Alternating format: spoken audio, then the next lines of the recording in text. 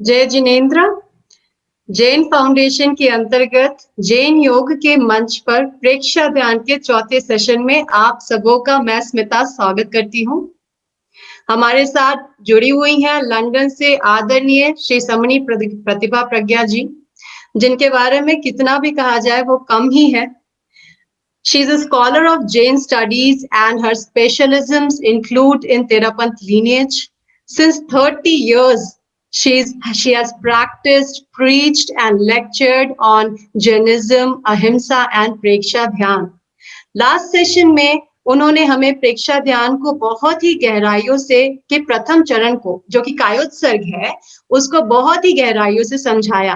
Mind को कैसे switch off करते हैं और कैसे कंप्लीट रिलैक्सेशन की स्थिति में जाकर कंप्लीट इनएक्टिविटी के स्टेट को अटेन करते हैं, इसका बहुत अच्छा अनुभव करवाया। In today's session, we will learn the second stage of Preksha Dhyan, which is the journey to internal being, अंतर यात्रा। प्रेक्षा ध्यान हमारे चित्त और भावना की गहराइयों में ले जाकर हमें सबकॉन्शियस माइंड से संयोजन कराता है। हमें कहीं ना कहीं महसूस होता है that subconscious mind how it starts playing into being. Now इसका जुड़ान करने की प्रक्रिया ही अंतर यात्रा की प्रक्रिया है। हम सभी के अंदर भगवान महावीर है, उनकी शक्तियां हैं, but day to day life में ये शक्तियां डोरमेंट स्टेज में है या नीचे की तरफ चलायमान है। इन शक्तियों को, ये जो नीचे की तरफ चलायमान शक्तियां, उनको काम शक्ति कहते हैं। अगर जो शक्तियां अपवर्ड मूवमेंट कर लेती हैं, वो शक्तियां ज्ञान और आध्यात्म की शक्तियों में लग जाती हैं। तो आइए अपनी शक्तियों का संयोजन आध्यात्म की दिशा में करें और उस दिशा में प्रस्थान करने का राजमार्ग, जो अंतर यात्रा का मार्ग है, उसे आदरणीय समणी प्रतिभा प्रज्ञा जी के द्वारा जाने। समणी जी, आपका स्वागत है। ओम अरहम। ओम अरहम। Thank you Smita. परिचय के लिए वीतराग परमात्मा महावीर को नमन। अनंत शक्ति के स्रोत परम पूज्य गुरुदेव श्री महाश्रमण जी को नमन। समुपस्थित भाइयों बहनों साधक आत्माओं, प्रेक्षा ध्यान के अंतर्गत आपने कायोत्सर्ग को समझा, जो जैन प्राचीन पद्धति है। इवन बुद्धिस्ट लिटरेचर में भी जो जैन निर्ग्रंथों की साधना का वर्णन आया है, उसमें खड़े खड़े कायोत्सर्ग की परंपरा, और जैन आर्ट इफेक्ट में भी हम कायोत्सर्ग की परंपरा को देखते हैं। और हमारे जो रिचुअलिस्टिक स्तोत्र सूत्र प्रतिक्रमण आदि में भी दैनिक चर्या में कायोत्सर्ग की बड़ी भूमिका है। तो कायोत्सर्ग की चर्चा होने के बाद आज दूसरा स्टेप लेते हैं, उसका नाम है अंतर यात्रा, इंटरनल जर्नी। हम सब विभिन्न प्रकार की यात्राएं करते हैं, बहिर यात्राएं चलती है, और जब अंतर यात्रा शुरू होती है, वह कहाँ से शुरू होती है, कब से शुरू होती है, इसकी मैं 2-3 विधाओं से आज व्याख्या करूंगी। लेकिन जब हम देखते हैं कि आचार्य महाप्रज्ञ जी ने प्रेक्षा ध्यान का जो संयोजन किया, प्रेक्षा ध्यान का जो वर्णन किया, प्रेक्षा ध्यान के बारे में उन्होंने जो बताया, उसके बारे में उन्होंने विशेष रूप से देखा कि जो डेवलपमेंट है वह एकांगी नहीं है। पूरा उन्होंने जो आगम साहित्य है उसका आलोड़न विलोड़न किया। यदि मूल नहीं हो तो आप फूल नहीं खिला सकते। तो उन्होंने कभी इधर उधर से इकट्ठा करने की कोशिश नहीं की है, पहली बात।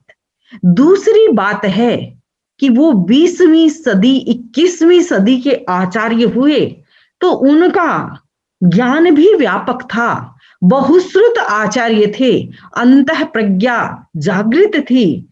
तो वो बहुत बार कहते कि अंधेरे में पत्थर मारना अच्छी बात नहीं है, उसमें उजाला होना चाहिए, प्रकाश होना चाहिए, जो वर्तमान में चल रहा है उसकी भी बात होनी चाहिए। इसलिए प्रेक्षा ध्यान की मैपिंग उन्होंने विशेष रूप से साइंस पर आधारित की है।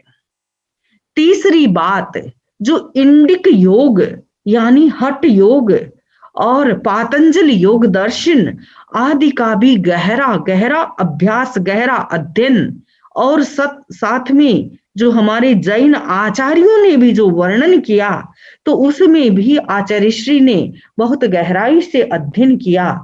कभी कभी लगता है कि भाई ये अंतर यात्रा कहीं हठ योग से उठाकर कुंडलिनी शक्ति हमारे भीतर भरी है। नहीं, वो भी है, लेकिन हम उसको इस प्रकार समझे कि किस प्रकार उन्होंने एक जैनाइज्ड मेथड से उसको इस्टेब्लिश किया है। तो आज का जो प्रेजेंटेशन रहेगा वह इस बात को स्पष्ट करेगा कि इसमें कहाँ तक क्या कितना लिया गया है और किस रूप में कंस्ट्रक्शन हुआ है।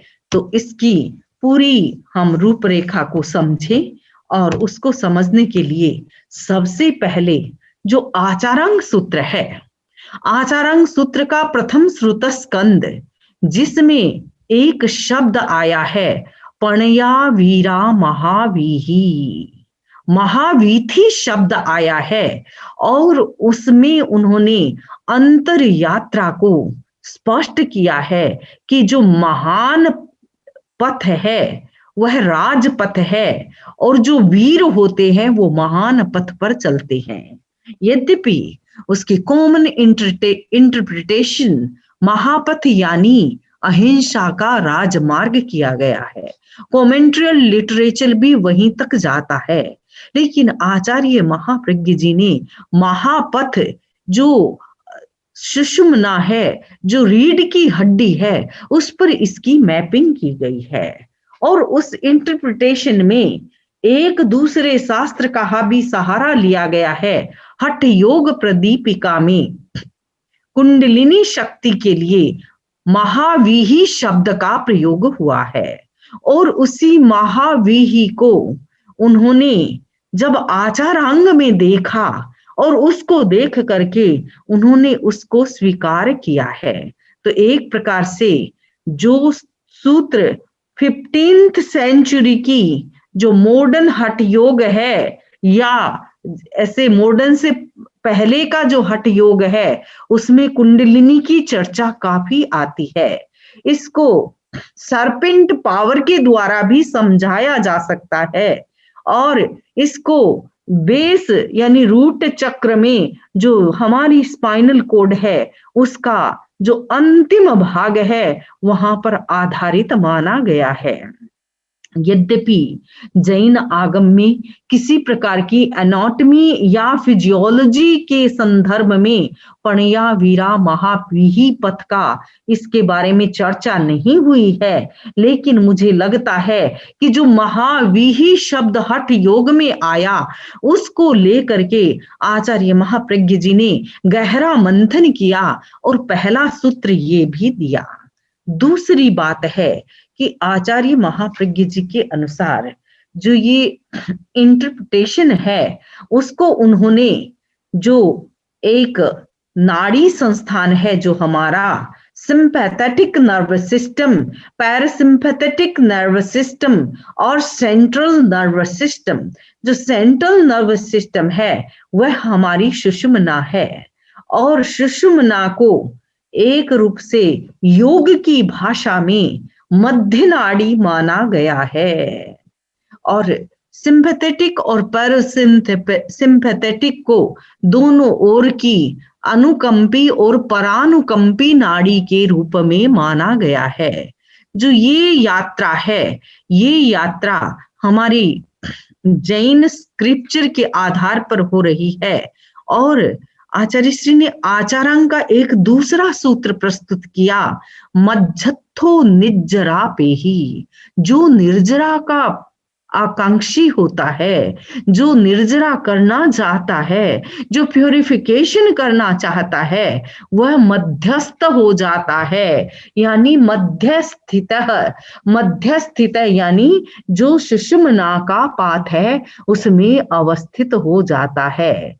तो इस प्रकार हम देखते हैं कि जो कुंडलिनी शब्द है, यह महावीही शब्द है, वो लेटर डेवलपमेंट में आचार्य सिंह तिलक सूरी की जो एक रचना है मंत्र राज रहस्यम, वहां पर हमें पहले कुंडलिनी और कुंडलिनी के नामों से परिचित होने का अवसर मिलता है। लेकिन उससे पहले हम देखते हैं कि जो तंत्र योग है वहां पर कुंडलिनी शक्ति की काफी चर्चाएं हमें अन्य साहित्य में देखने को मिलती है।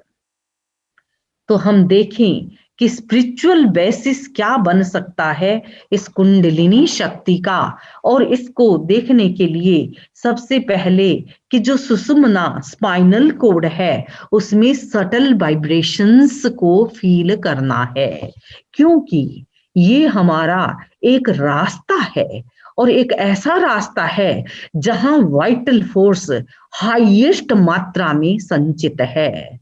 दूसरी बात है कि इस प्रोसेस में हमें वाइटल्स जो फोर्स है उसको सेंटर ऑफ एनर्जी, शक्ति केंद्र, जो रूट का चक्र है, जो हम प्रेक्षा ध्यान की भाषा में जैसे जैसे हम आगे बढ़ते जाएंगे तो आपको टर्मिनोलॉजी भी क्लियर होगी कि जो रूट ऑफ स्पाइनल कोड है वह शक्ति केंद्र है, शक्ति का भंडार है। उस शक्ति को, उस डोरमेंट एनर्जी को हमें ऊपर की ओर ले जाना है।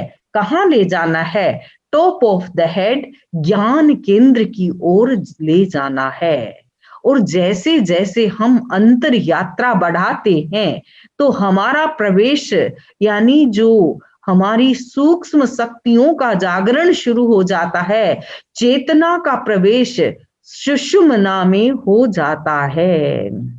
और इसके द्वारा ही जो hot and cool, Ida and Pingala, the lunar channel and solar channel, इन दोनों में बैलेंस स्थापित होता है। यदि सुषुम्ना जागृत नहीं है और यदि एक ईड़ा जागृत हो गई तो उससे भी व्यक्ति अत्यधिक क्रोधी बन सकता है। पिंगला जागृत हो गई तो उससे भी व्यक्ति डल हो सकता है। और इसलिए है कि मध्यम पाथ को, बैलेंस्ड पाथ को जागृत करना है और नेगेटिव इमोशंस को कंट्रोल करना है।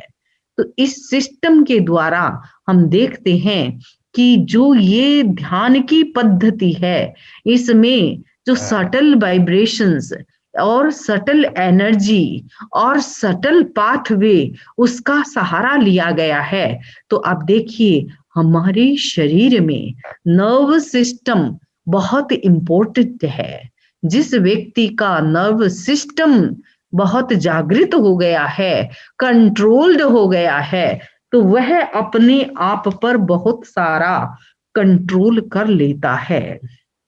सुषुम्ना एक प्रकार से तीनों नाड़ियों में से महत्वपूर्ण है, इसलिए इसको विशेष डेवलपमेंट की दृष्टि से विशेष स्थान दिया गया है।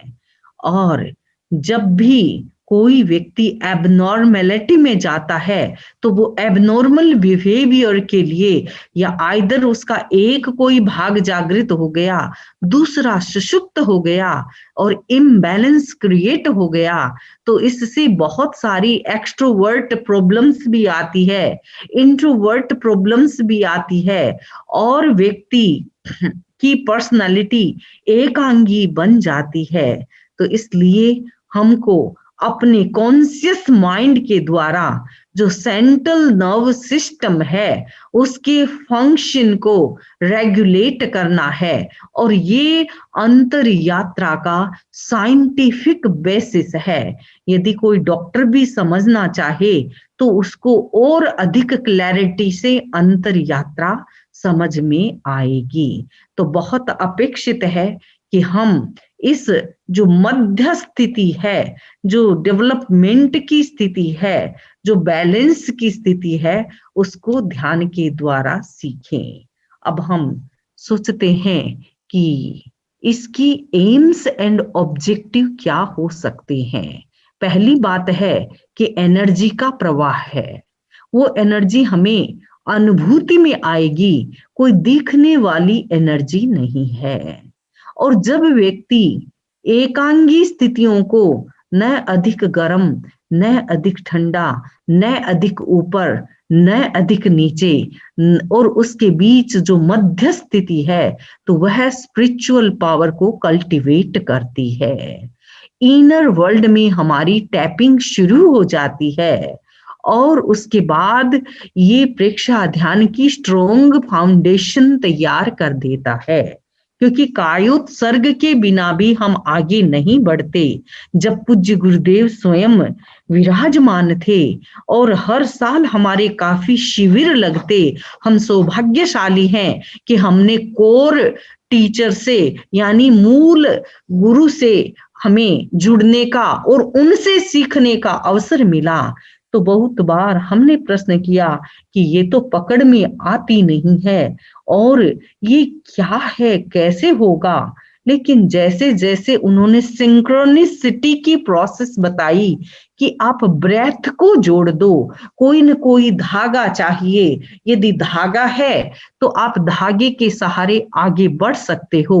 थ्रेड होना चाहिए कनेक्टिविटी का, और उसके लिए इसमें श्वास का प्रयोग बहुत इंपॉर्टेंट है। मुझे याद आता है परम पूज्य गुरुदेव श्री तुलसी आचार्य महाप्रज्ञ जी के शिक्षा गुरु, और बहुत बार वो कुंडलिनी शक्ति को, और साथ में वो कहते कि देखो जो अंतर यात्रा की प्रोसेस है उसको समझने के लिए बहुत ही सिंपल उदाहरण देते। और वह उदाहरण होता कि एक कुआं है और कुएं में पानी है, तुमको पानी निकालना है, तो तुम्हारे पास कोई ऐसी लब्धि तो नहीं है कि तुम कुएं को कहो आओ आओ पानी ऊपर आ जाओ, तो तुम्हारे कहने से तो पानी ऊपर नहीं आएगा। और इसके लिए बहुत अपेक्षित है कि एक तुम्हारे पास रस्सा होना चाहिए और उस थ्रेड के सहारे आप आगे बढ़ो, वो थ्रेड पकड़ लो और थ्रेड पकड़ करके आप आगे बढ़ते जाओ। और उस थ्रेड के माध्यम से उन्होंने बताया कि रस्सा चाहिए, कोरे रस्से से काम नहीं होगा, एक बाल्टी चाहिए, रस्सा बाल्टी तैयार है तो अंदर डालो और फिर ऊपर निकालो। ठीक वैसे ही जो अपन सांस रूपी रस्सी साथ में लेकर जाते हैं और श्वास भरते हुए आप नीचे की ओर जाएं और बाल्टी पानी में भर गई, उसको लेते हुए यानी श्वास छोड़ते हुए ऊपर की ओर आए और ऊपर पहुंच करके उस बाल्टी को ज्ञान केंद्र तक खाली कर दो। अब देखो कितनी सरलता से जो सटल एनर्जी, सिंपैथेटिक, पैरासिम्पैथेटिक, हम डॉक्टर नहीं हैं लेकिन हम कॉमन उदाहरण से समझ सकते हैं। एक और कॉमन उदाहरण देते जो अभी कुछ वर्षों पहले का, आजकल धीरे धीरे सब्स्टिट्यूट आते जाते हैं, नए यंत्र आ जाते हैं, लेकिन पूज्य गुरुदेव ने एक और उदाहरण दिया जो ब्लड प्रेशर का मापक यंत्र होता था। उसके माध्यम से जैसे ही उसको पंप किया जाता तो उसका पारा ऊपर की ओर उठता और धीरे धीरे धीरे धीरे ब्लड प्रेशर जितना है वहां जाकर के सिस्टोलिक डायस्टोलिक 2 बीट आ जाती। और उससे तो वो कहते जैसे ये पारा ऊपर चढ़ता है वैसे ही तुम्हारी प्राण शक्ति इस सुषुम्ना के पथ से आगे बढ़ती बढ़ती ऊपर की ओर जाए। तो बड़े सिंपल एग्जाम्पल हैं, एग्जाम्पल कोई 100% हम ये नहीं कह रहे कि वही होता है, लेकिन वेरी नियर टू रियलिटी, और हम उससे समझ सकते हैं। तो हमारा इनर स्पिरिचुअल पावर है उसका कल्टीवेशन होता है और हमारी एंट्री हो जाती है इनर वर्ल्ड में। और उसके बाद ही ध्यान की स्ट्रोंग मेडिटेशन की एक प्रकार से फाउंडेशन बन जाती है। विदाउट फाउंडेशन हम आगे की मंजिलें नहीं चिन सकते। आगे आगे जो यात्रा है ध्यान की और सटल होती जाएगी। ग्रोस बॉडी से अब सटल एनर्जी पर आई है, तो हम देखते हैं कि धीरे धीरे ये फाउंडेशन क्रिएट करेगा, क्योंकि ध्यान भी वही व्यक्ति कर सकता है जिसके शरीर में एनर्जी है। जिसके शरीर में एनर्जी नहीं है वैसे व्यक्ति ध्यान के काबिल नहीं हो सकते। इसलिए बहुत जरूरी है कि जो फिजिकल एनर्जी है उसका इक्वल डिस्ट्रीब्यूशन हो, और फिजिकल एनर्जी जो डोरमेंट है उसका एक्टिवेशन हो, और उसको प्रॉपर चैनल किया जाए। खेतों में क्यारियों में पानी दिया जाता है, और यदि आप कहीं ऐसे ही किसी जगह एक जगह छोड़ दो तो वैसा नहीं होगा। प्रॉपर डिस्ट्रीब्यूशन करते हैं, प्रॉपर चैनल करते हैं, नहीं तो कहीं के पौधे सड़ जाएंगे और कहीं के पौधे ड्राई रह जाएंगे। तो ये एक प्रकार से जो base of spine and top of the head, तो ये कनेक्टिविटी है, इसका मतलब है इससे पूरा शरीर जुड़ा हुआ है। मैं आगे और चर्चा करूंगी। आप देख सकते हैं इस चित्र के माध्यम से ये हमारी स्पाइनल कोड है, और इस स्पाइनल कोड के सहारे सहारे सहारे सहारे हम ऊपर की ओर जाते हैं। तो ये यहाँ तक जो ये पाथ दिखाया गया है, और उसके भी ऊपर तक जैसे कोई रास्ता तो नहीं है, लेकिन जो केंद्र हैं, जो सेंटर हैं, वो उसको वह एक कोई पानी का प्रवाह नहीं, एक्चुअली वो एनर्जी का प्रवाह है। तो एक प्रकार से जो बहिर एनर्जी है, जो राइट साइड लेफ्ट साइड, जो बाह्य जगत में प्रवाह करने वाली एनर्जी है, उसका सुषुम्ना में प्रवेश हो जाता है, और वह प्राण शक्ति सारे एनर्जी सेंटर्स को एक्टिवेट कर देती है, और इसके भीतर हमारा प्रवेश हो जाता है। तो एक प्रकार से आंतरिक ज्ञान, आंतरिक शक्तियां और जो प्रातिभ ज्ञान है उसका भी विकास होता जाता है। तो बहुत अपेक्षित है कि हम अपने इस प्रवाह को और गहराई से जैसे जैसे आगे की ये हमारी यात्रा चलेगी तो हम और समझ जाएंगे कि जो ये अंतर यात्रा है एक प्रकार से जैन धर्म की कुंडलिनी की ही यात्रा है, लेकिन इसका नाम हठ योग की तरह कुंडलिनी, क्योंकि कुंडलिनी का साधक बहुत बार पागल जैसा भी हो जाता है। बहुत बार इतनी भीषण एनर्जी निकलती है उसको व्यक्ति का दिमाग यदि सहन नहीं कर पाता। लेकिन प्रयोग, ये जो प्रयोग है वो काफी सेफ प्रयोग है, और इसके माध्यम से हम अपनी शक्तियों का जागरण कर सकते हैं। हम अपनी शक्तियों का, क्योंकि पहली बात है कि कोई कुंडलिनी जैसी, अब हम उस चर्चा से नहीं, हम एनर्जी लेवल को एक्टिवेट करने के रूप में आगे बढ़ते हैं। दूसरी बात है श्वास की सिंक्रोनिसिटी साथ जुड़ी रहती है। तीसरी बात है कि जैसे जैसे ये यात्रा हमारी पुष्ट होती है तो उसके बाद हम ध्यान को अग्रिम केंद्रों तक ले जाते हैं। तो पहली शर्त है कि बॉडी रिलैक्स ही होनी चाहिए। विदाउट रिलैक्सेशन के हम अंतर यात्रा में प्रवेश नहीं कर सकते नहीं। तो अंतर यात्रा में प्रवेश करने के लिए सामान्य साधक को कायोत्सर्ग का गहरा अभ्यासी होना चाहिए।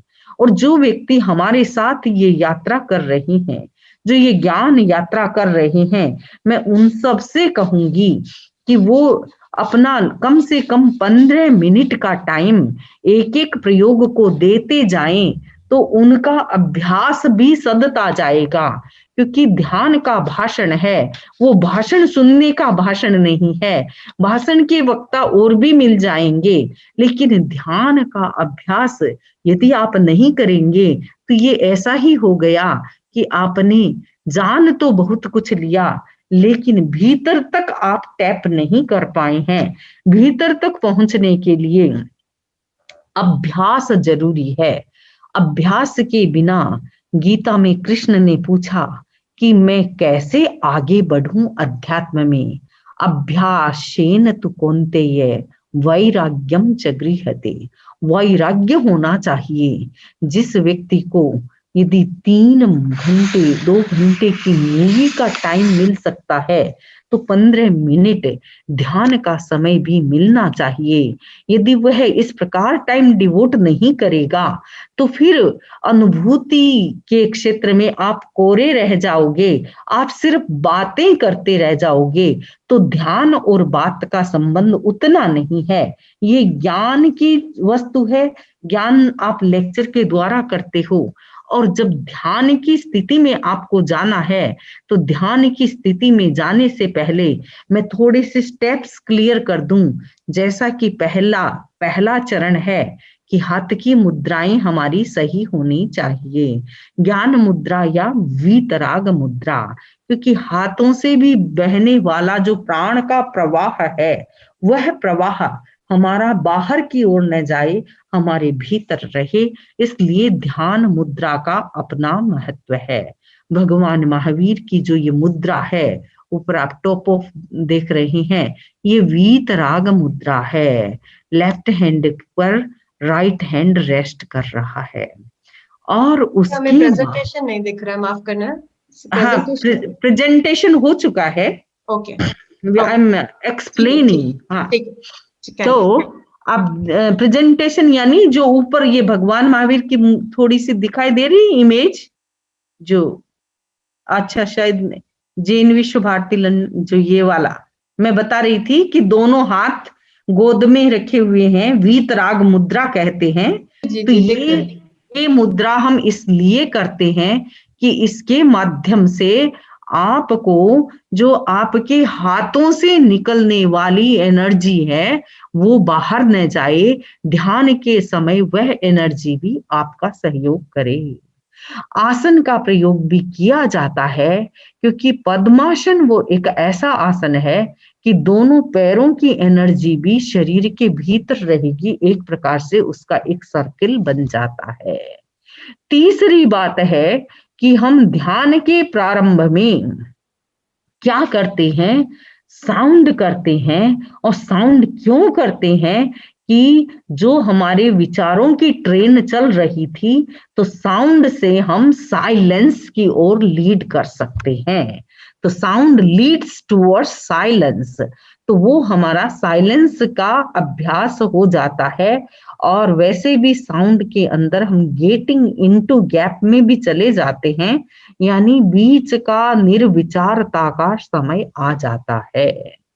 तीसरी बात है कि संकल्प के बाद हम ध्यान में जाते हैं और कायोत्सर्ग में लीन होते हैं। वह कायोत्सर्ग की लीनता हमारी इस यात्रा को आगे बढ़ाती है। और उसके बाद आप देखते हैं कि हम आगे बढ़ जाते हैं, और आगे बढ़ करके हम क्या करते हैं कि हम अपने आप को आगे से आगे बढ़ाते हुए फिर कायोत्सर्ग, पूरी बॉडी का कायोत्सर्ग कर लेते हैं। और पूरी बॉडी का कायोत्सर्ग करने के बाद फिर अंतर यात्रा के लिए हमारा मन और शरीर तैयार हो जाता है। तो अंतर यात्रा के स्टेप सुन लीजिए। पहला स्टेप है ब्रीद इन। आप श्वास लेंगे, श्वास भरते हुए रीढ़ की हड्डी के निचले छोर तक जाएंगे। फिर श्वास छोड़ते हुए धीरे धीरे आप उस वाइटल फोर्स के साथ ऊपर की ओर आ जाएंगे, टॉप ऑफ द हेड, ज्ञान केंद्र तक। और उसके बाद जब ये आपका स्थिर हो जाता है तो उसके बाद आप क्या करते हैं कि इसमें आपका श्वास का प्रवाह, प्राण का प्रवाह धीरे धीरे ऊपर की ओर उठने लगता है।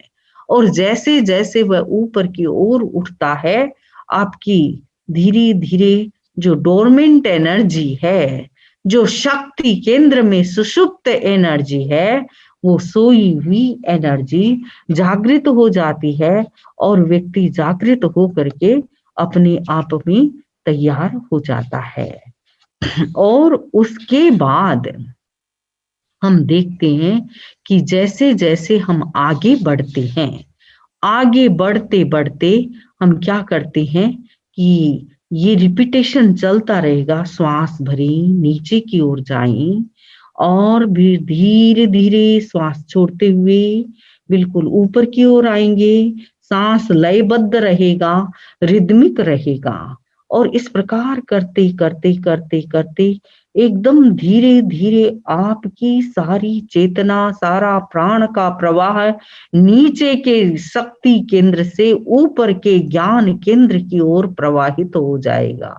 नीचे की ओर बहती हुई शक्तियां हमें संसार की ओर ले जाती है, फैशन की ओर ले जाती है, व्यसन की ओर ले जाती है, लस्ट की ओर ले जाती है, पैशन की ओर ले जाती है। लेकिन धीरे धीरे धीरे धीरे अपनी जब शक्तियां ऊपर की ओर मुड़ती है तो व्यक्ति ज्ञान चेतना की ओर जागृत हो जाता है, ध्यान चेतना की ओर जागृत होता है, पदार्थ को पदार्थ मानकर भोगता है, लेकिन पदार्थ को सब कुछ मान करके वह उसके पीछे नहीं पड़ता। तो यह भी इसका एक बहुत बड़ा फायदा होगा।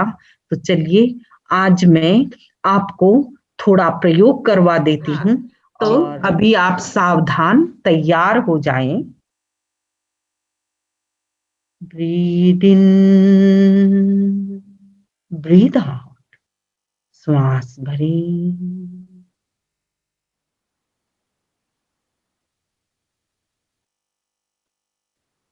ओम sound. O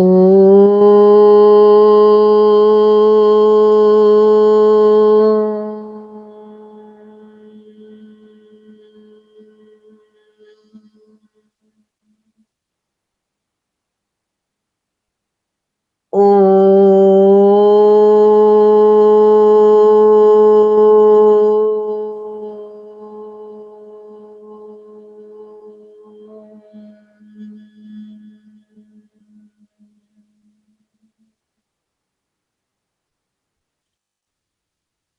O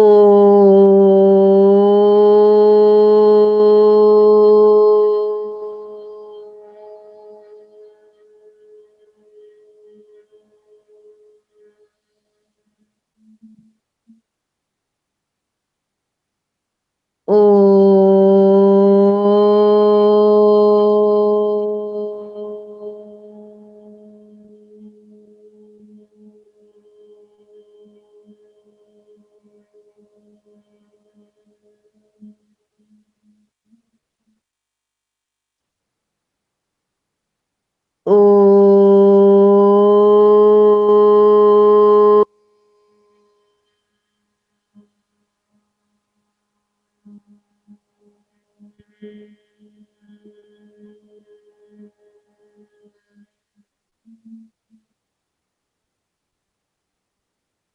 O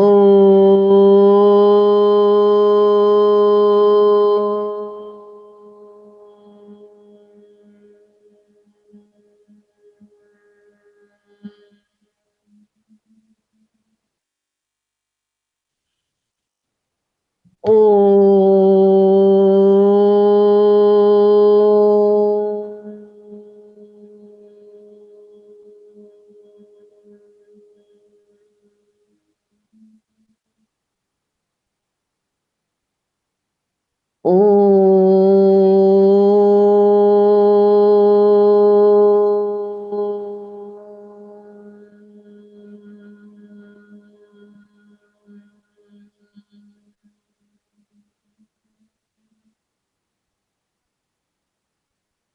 O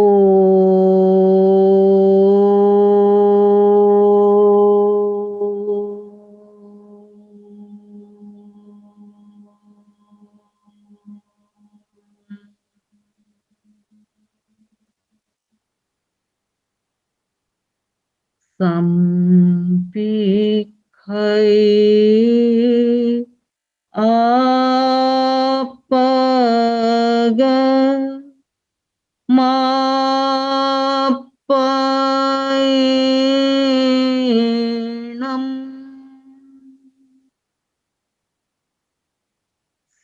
yourself, through yourself, for self-realization.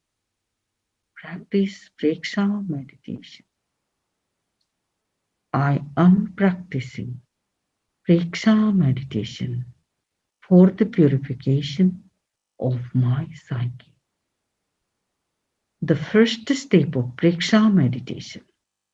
ध्यान का पहला चरण कायोत्सर्ग, that is relaxation with self-awareness. चित्त को दाहिनी पैर के अंगूठे पर केंद्रित करें. शिथिल, relax, relax, relax. गहरी शिथिलता, गहरी स्थिरता.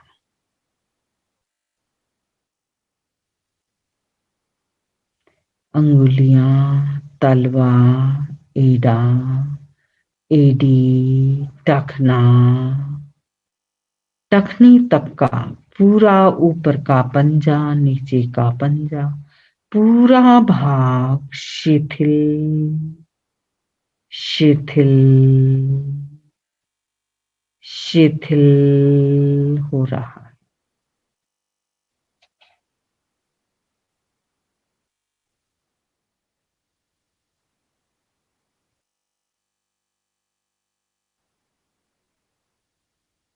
पिंडली, घुटना, साथल,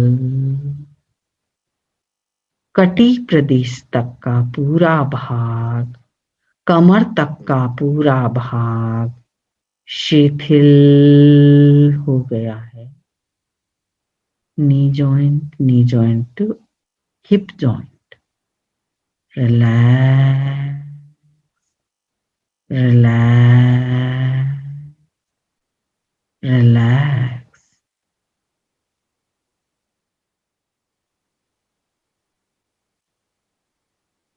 अनुभव करें पूरा भाग, लोअर पोर्शन शिथिल शिथिल, तनाव मुक्त हो गया है.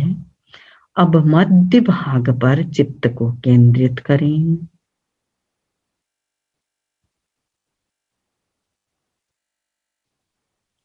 Abdominal part, stomach area,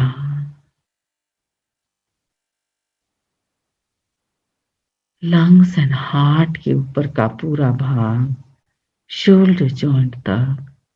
relax, relax,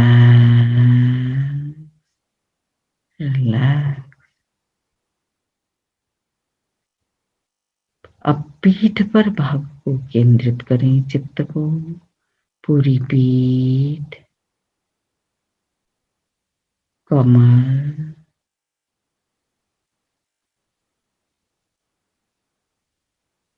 अनुभव करें दोनों हाथ कंधे समेत पूरा भाग शिथिल हो गया है. गहरी शिथिलता पर जागरूकता बनी रहे. नींद में नहीं जाएंगे. फिर कंठ को शिथिल करें, भीतर के वोकल कॉर्ड को शिथिल करें. Relax, relax, relax.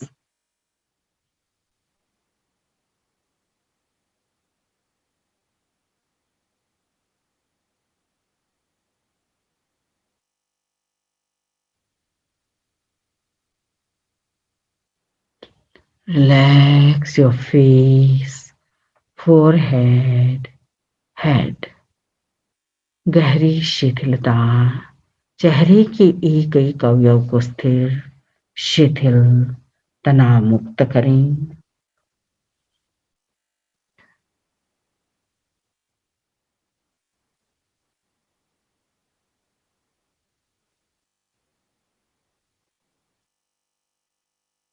पूरा शरीर शिथिल हो गया है. अब आप अपनी श्वास को ध्यान में लें। इनहेल, श्वास भरते हुए रीढ़ की हड्डी में प्रवेश कर जाएं। ऊपर से नीचे की ओर यात्रा चलेगी।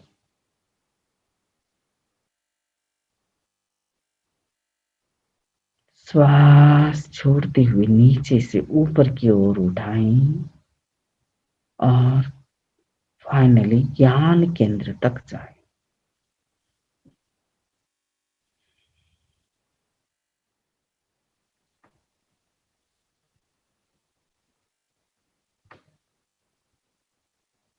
पूरी लयबद्धता, श्वास भरते हुए बॉटम ऑफ स्पाइन, श्वास छोड़ते हुए टॉप ऑफ द हेड, ज्ञान केंद्र तक यात्रा करते रहें।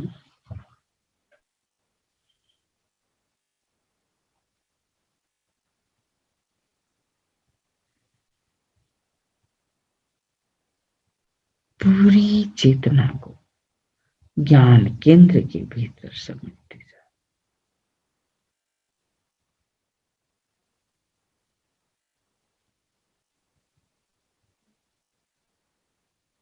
पूरी जागरूकता हर श्वास के साथ भीतर जाए, श्वास छोड़ते हुए भीतर की यात्रा और फिर बाहर आए। Getting into gap.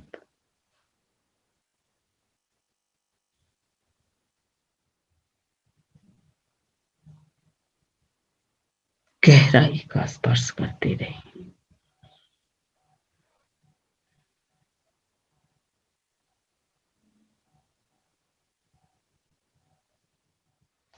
पूरी जागरूकता स्पाइनल कॉर्ड में होने वाले सटल वाइब्रेशंस को भी अनुभूति के स्तर पर लाएंगे। श्वास लेते समय बेस ऑफ स्पाइन, श्वास छोड़ते समय टॉप ऑफ द हेड।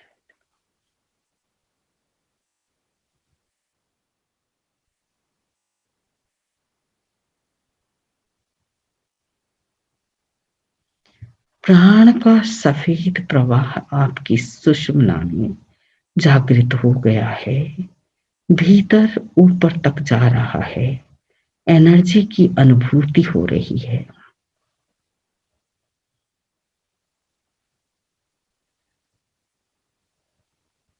गहरी लंबे श्वास लें, गहरे लंबे श्वास छोड़ें, धीरे धीरे श्वास छोड़ते हुए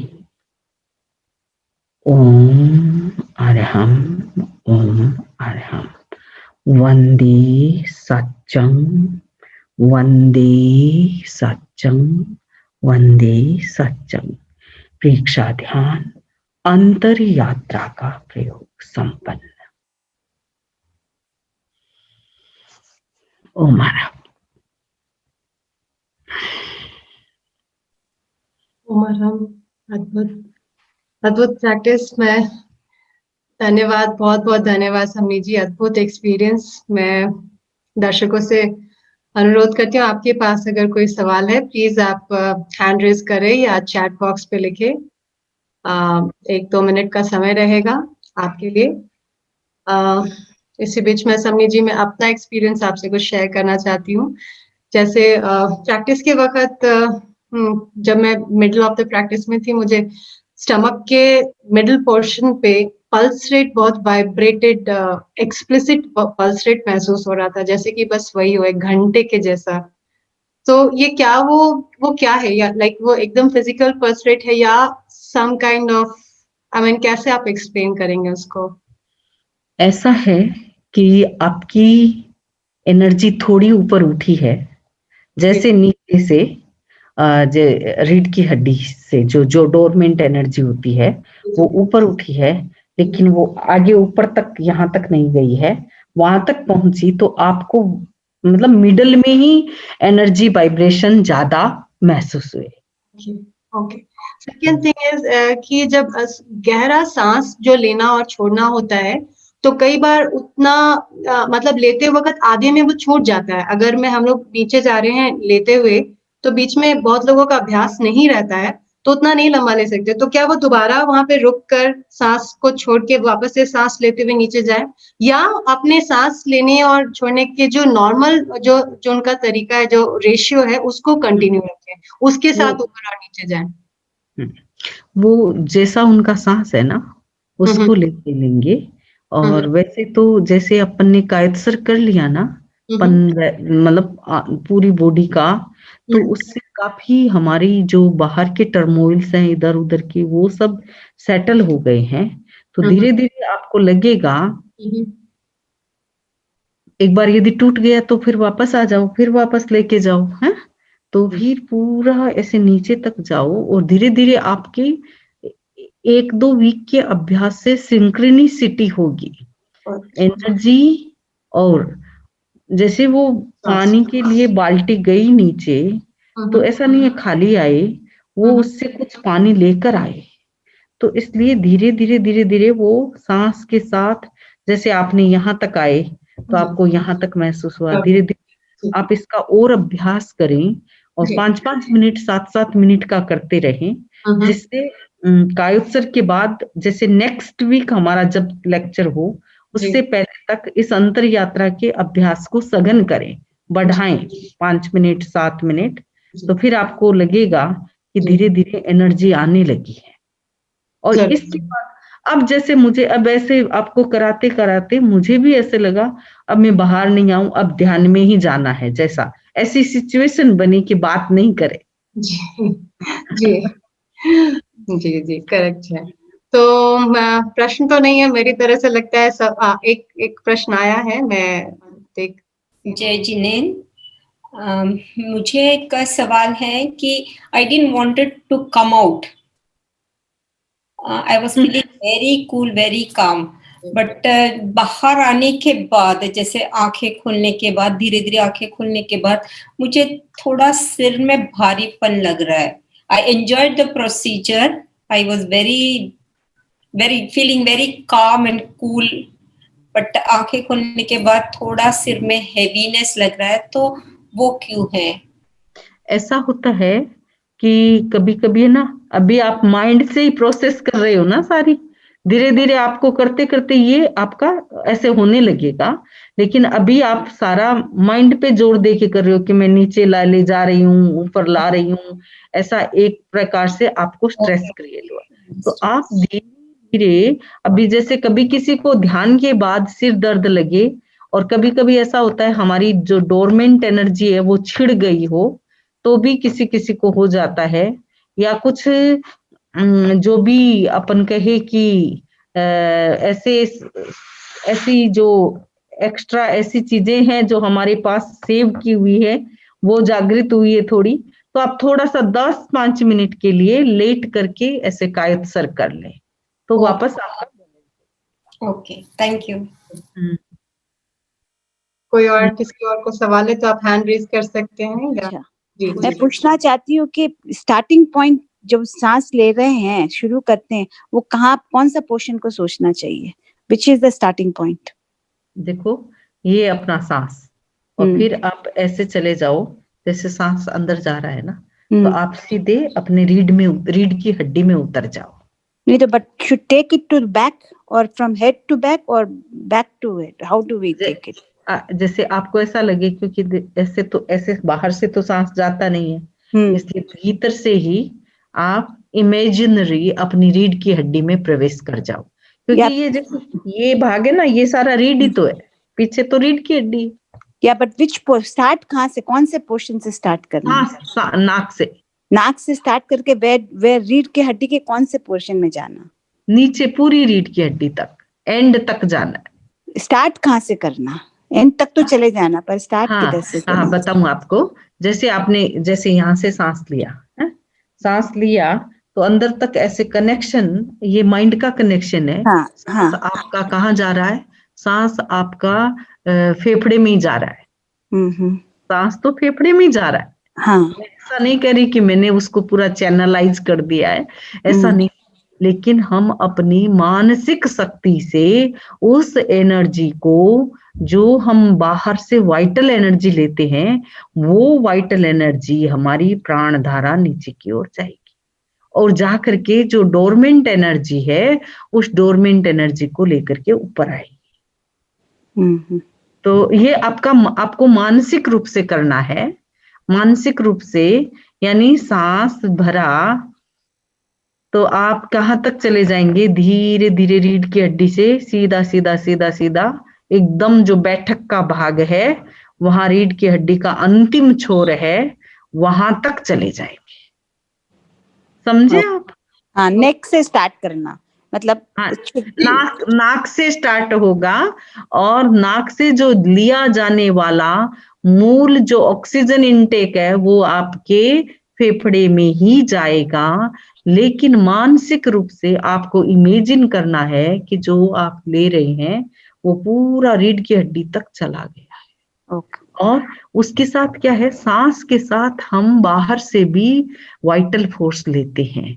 प्राण शक्ति पूरे ब्रह्मांड में व्याप्त है और वही प्राण शक्ति श्वास के साथ जाती है, तो आपकी वहां से ये डाइवर्ट होकर के पूरा ऐसे रीढ़ की हड्डी में जाएगी और फिर वापस उसको ऊपर लेके जाना। जब छोड़ते हैं तो उसको ऊपर लेकर के जाना। और छोड़ते हैं तो भी वो तो यहाँ से, ये नाक से बाहर ही आ रहा है। हाँ। लेकिन आपको एनर्जी यहाँ तक ले जानी है। ओके, फाइन, ठीक, थैंक यू। ओम राम। ओम राम। हाँ समी जी, आई थिंक हमारा समय हो चुका है, समय की मर्यादा है, तो हमें यहाँ सेशन समाप्त करना पड़ेगा। आपसे आग्रह करती हूँ कि मंगलाचरण के साथ। नमो अरहंताणं, नमो सिद्धाणं, नमो आहिर्याणं, नमो वज्रायाणं, नमो लोये सब्ब साहूणम्। एसो पंच नमोकारो सब्ब पावपणासनो, मंगलाणं च सब्बेसिं पद्मं हवै मंगलम्। चत्तारि मंगलम् अरहंता मंगलम्, सिद्धा मंगलम्, साहू मंगलम्, केवली पन्नत्तो धम्मो मंगलम। चत्तारि लोगुत्तमा अरहंता लोगुत्तमा, सिद्धा लोगुत्तमा, साहू लोगुत्तमा, केवली पन्नत्तो धम्मो लोगुत्तमो। चत्तारि शरणं पवज्जामि, अरहन्ते शरणं पवज्जामि, सिद्धे शरणं पवज्जामि, साहू शरणं पवज्जामि, केवली पन्नत्तं धम्मं शरणं पवज्जामि। ये चार शरणा सगा और सगो ने कोई, जी भव्य प्राणी आदरे, अक्षय अमर पद होय। विघ्न हरण मंगल करण, स्वाम भिक्षुनो नाम। गुण ओळख समरण किया, सरे अचिंत्या काम। अंगूठे अमृत बसे, लब्धि तना भंडार। श्री गुरु गौतम समरिये, मन वांछित फलदातार। सिद्ध साधु प्रणमी करी, ऋषभादिक 24। स्तवना करूं प्रमोद धरी, जय जसकर जगदीश, जय जसकर जगदीश, जय जसकर जगदीश। खूब आनंद मंगल। आपको बहुत बहुत धन्यवाद। सभी दर्शकों को बहुत बहुत धन्यवाद।